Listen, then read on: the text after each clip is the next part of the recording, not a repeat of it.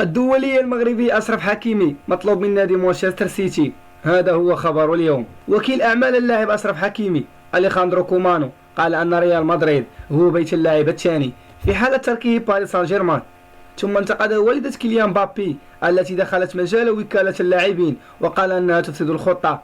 بيب غوارديولا يريد شخصيا أشرف حكيمي لتعويض كايل وولكر المرشح للانتقال صوب بايرن ميونخ.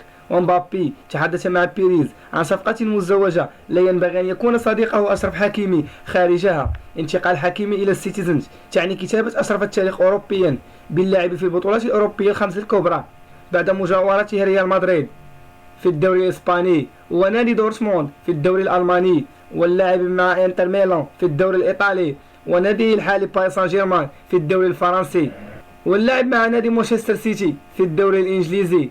في حالة اكتمال الصفقة صراع الكبار بين بطل أوروبا وعملاق أوروبا نادي مانشستر سيتي وريال مدريد على الدولي المغربي أشرف حكيمي لاعب نادي باريس سان جيرمان أفضل ظهير أيسر حاليا في العالم، وذلك رغبة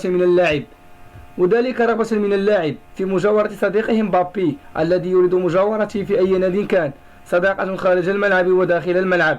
لكن الخبر المؤكد من صحيفة ماركا الإسبانية أن مغادرة أشرف حكيمي للعاصمة الفرنسية باريس خلال هذا الصيف باتت واردة جدا بعدما وضعه المدرب بيب غوارديولا على رأس لائحة اللاعبين المرغوب فيهم. وحسب المصدر نفسه فإن الرحيل المحتمل للظهير الأيسر الإنجليزي العجوز وولكر من صفوف مانشستر سيتي وعدم الاقتناع بأداء البرتغالي كانسيلو دفع غوارديولا إلى المطالبة بالتعاقد مع لاعب جديد لشغل ذات المركز، حيث وقع اختياره على الدولي المغربي أشرف حكيمي باعتباره أحد أبرز اللاعبين المتواجدين في الساحات حاليا.